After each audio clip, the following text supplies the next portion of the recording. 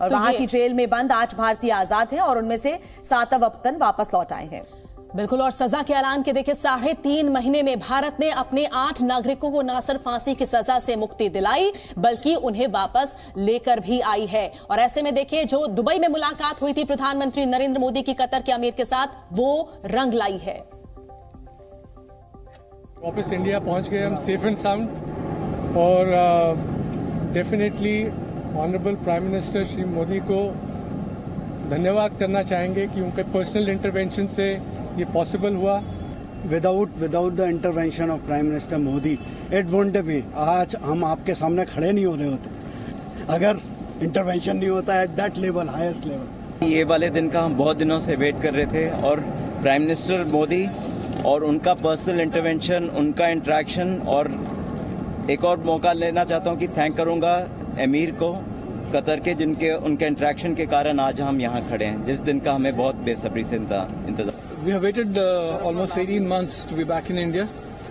We're extremely grateful to the Honorable Prime Minister Shri Narendra Modi ji.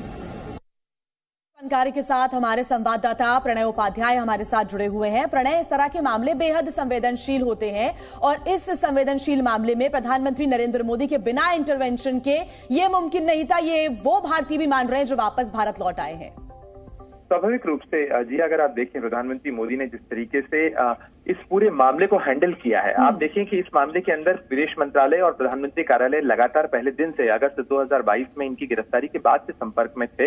लेकिन इसके बाद 1 दिसंबर 2023 को जिस तरीके से दुबई में प्रधानमंत्री और कतर के आमिर की मुलाकात होती है और उसके बाद एक साइलेंट डिप्लोमेसी काम करती है। 28 दिसंबर को उसके बाद अदालत का फैसला आता है, जिस अदालत के फैसले में सजाए मौत जो दी गई थी अक्टूबर 2023 के अंदर, उस पर रोक लगाई जाती है और उसके बाद जो है इनकी रिहाई सामने आती है। आपको ध्यान होगा कि विदेश मंत्रालय की तरफ से जो पिछले सप्ताह 2 दिन पहले 3 दिन पहले भी जो प्रेस कॉन्फ्रेंस में कहा गया था, उसमें कुछ जानकारी साझा नहीं की गई थी। कहा गया था कि इस मामले पर विदेश मंत्रालय लगातार इस मामले को देख रहा है और जो अदालत का फैसला आया है उसके बाद की जो आगे की प्रक्रिया है उसे देखा जा रहा है। लेकिन कोशिश लगातार इसी चीज को लेकर चल रही थी कि माफी मिल जाए और उस माफी के सहारे इनकी वापसी हो जाए। और आपने सुना उन भारतीयों को, खासतौर पर ये वो लोग हैं जो कि भारतीय नौसेना से जुड़े रहे, भारतीय नौसेना के पूर्व अधिकारी हैं जो वहां पर देहरा ग्लोबल के लिए काम कर रहे थे और इन्हें एक झूठे मामले के अंदर फंसाया गया था। लेकिन उस मामले के बाद में संवेदनशीलता को देखते हुए एक साइलेंट डिप्लोमेसी भी आगे बढ़ाई गई। उसके बाद हाईएस्ट लेवल पर प्रधानमंत्री का इंटरवेंशन भी इस मामले के अंदर हुआ और प्रधानमंत्री की कहा जाए सक्रियता